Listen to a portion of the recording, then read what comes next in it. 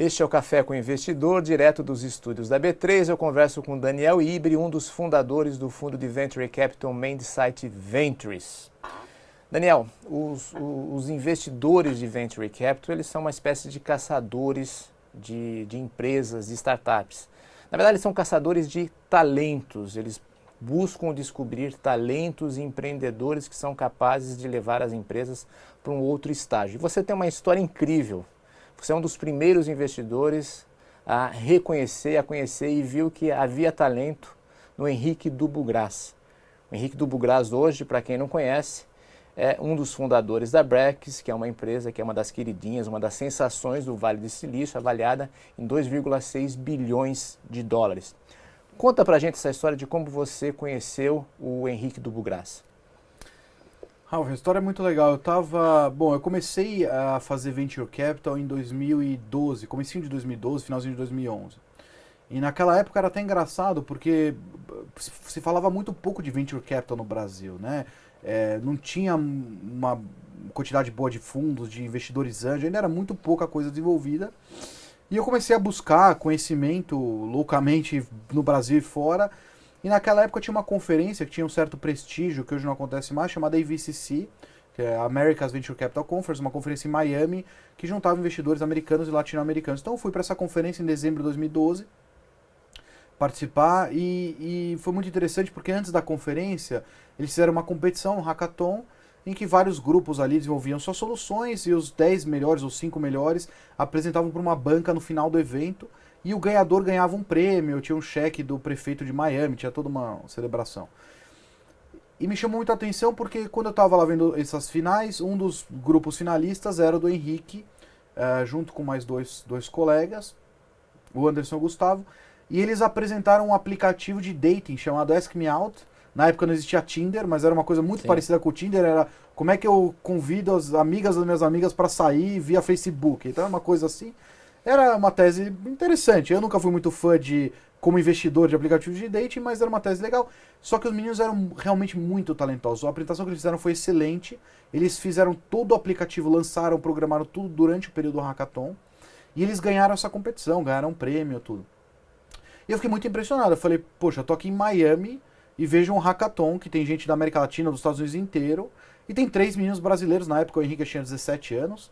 Eu falei, pô, tem um menino brasileiro de 17 anos, faz uma apresentação excelente e ganha isso, né? Alguma coisa eles têm.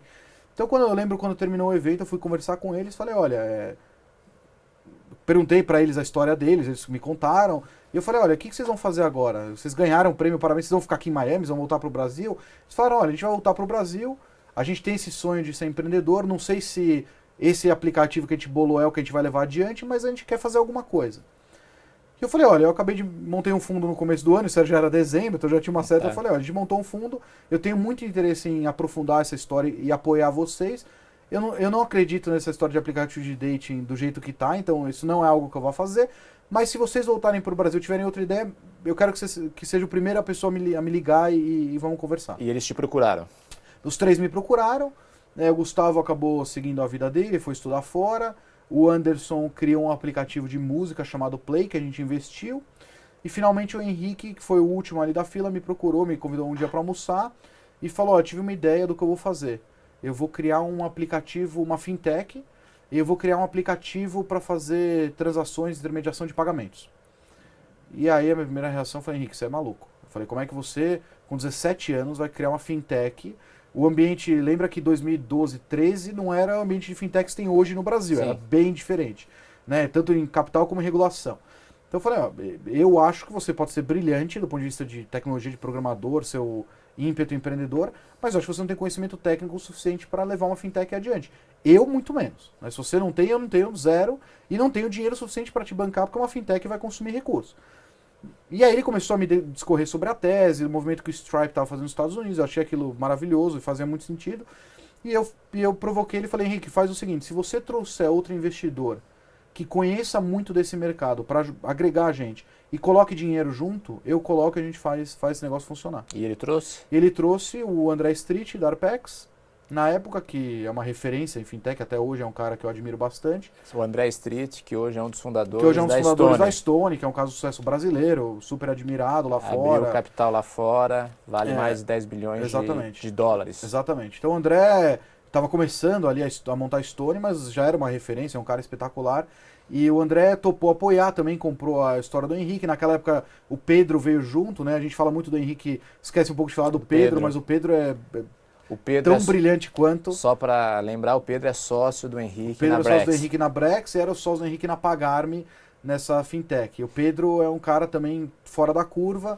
E naquela época ele tinha 16 anos, na época da Pagar.me. Ele é um ano mais novo que o Henrique. Então você e o André Street, com o Fundo Arpex, investiram na A gente resolveu Pagar.me. fazer, fundamos a Pagar.me junto com eles, eu coloquei dinheiro, o André colocou dinheiro, o Henrique e o Pedro foram praticamente incubados dentro do prédio da Arpex ali na época na Faria Lima, e a Arpex ajudou com toda, não só o conhecimento, mas todo o back-office ali que eles tinham de estrutura, eles tinham uma série de empresas de pagamento na época lá dentro, a Stone sendo criada, então isso ajudou muito e daí a gente decolou com a Pagar.me. Explica o que é a Pagar.me, o que era a Pagar.me. A Pagar.me começou como um meio de pagamento digital, né? Na verdade era um gateway de pagamentos, simplificando, e ela acabou, e é engraçado falar isso, porque hoje olhando o movimento do Nubank, até da Brex, você vê o quanto que a satisfação do usuário, a interface, né, o que a gente fala de UI, UX, etc., como isso é importante, né? A Pagar.me, ela tinha uma proposta de valor muito clara que era, eu sou um meio de pagamento, e tinham outros na época, hoje muito mais, mas eu sou um meio de pagamento fácil, simples, rápido. Então, se você está montando o seu site, um e-commerce, qualquer coisa, e quer integrar um meio de pagamento, são essas 3 linhas de código, copia, cola lá, você está aceitando. Então, era tudo para facilitar a vida ou do desenvolvedor, ou do programador, ou do empreendedor, ou de alguém que estava começando um negócio. Que é a mesma pegada da Brex. Que é como é que eu crio um cartão de crédito fácil, simples, rápido, digital, para que o empreendedor ou um pequeno empresário possa ter um cartão de crédito sem ter que ficar provando histórico de crédito, um monte de coisa chata para um banco, sendo que eu sou uma startup e tenho outras coisas para fazer. Tá.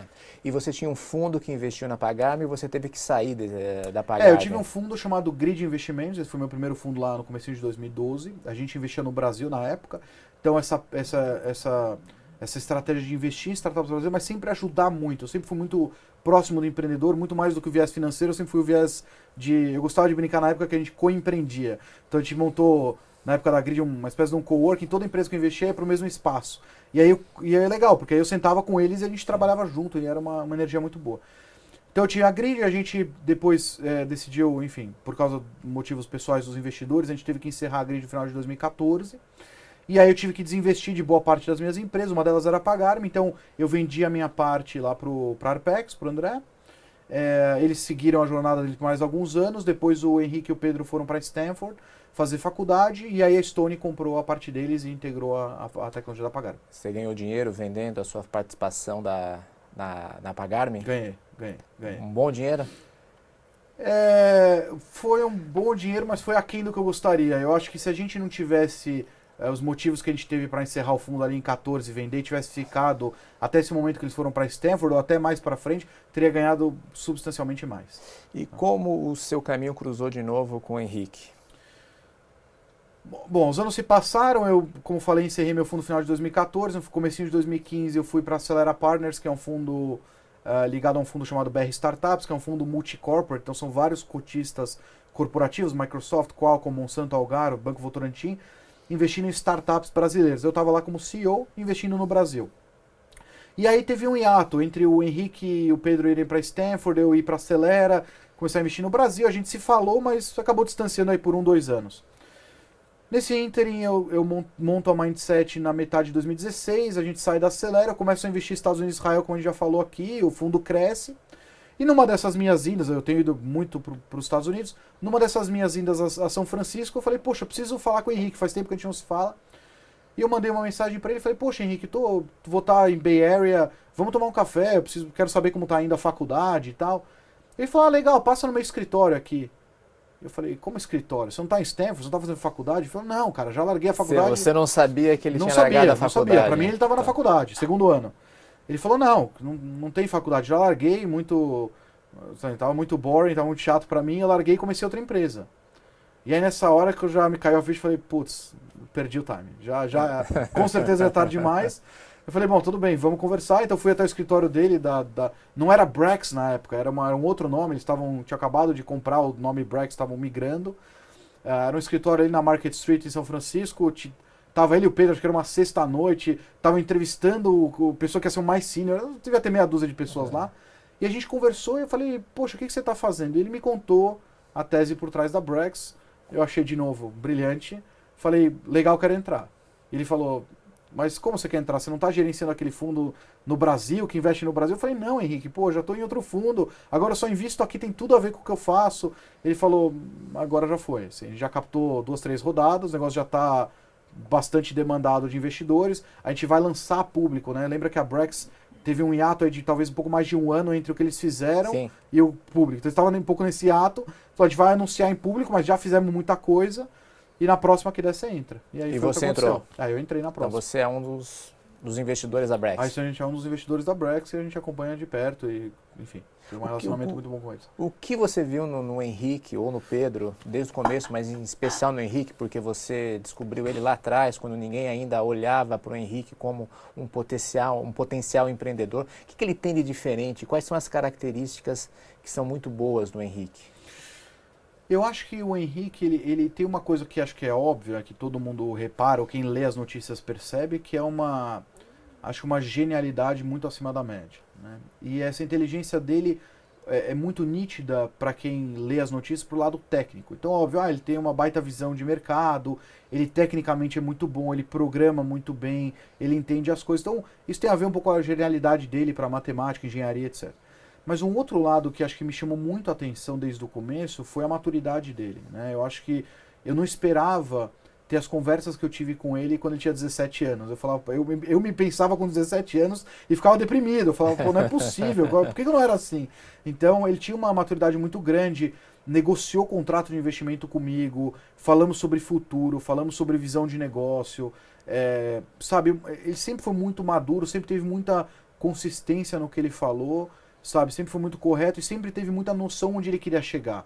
Sabe, ele sempre mirou um objetivo muito claro, muito grande e construiu para chegar lá. Isso sempre me chamou muita atenção. Ele sempre executou exatamente o que ele se propunha. E foi assim na Pagar.me e tem sido assim na Brex. Então, e é uma pessoa que obviamente inspira, né? Uma pessoa que tem a história dele, que consegue liderar a gente. Você vai hoje na Brex, boa parte dos funcionários é mais velha que o Henrique. Né? Então você se coloca num papel do Henrique e o Pedro, do CEO, e o Pedro que é um ano mais novo, né? Então você coloca o Henrique lá como CEO com 20 e poucos anos e você tem pessoas muito mais seniors com uma baita experiência. Então você conseguir ser inspirado por um líder, liderado por um CEO de 20 e poucos anos, não é um papel para qualquer um. Eu acho que o Henrique consegue exercer bem essa função. Tá bom, Daniel, obrigado. Obrigado a você. No próximo bloco a gente vai falar sobre o mercado brasileiro de Venture Capital.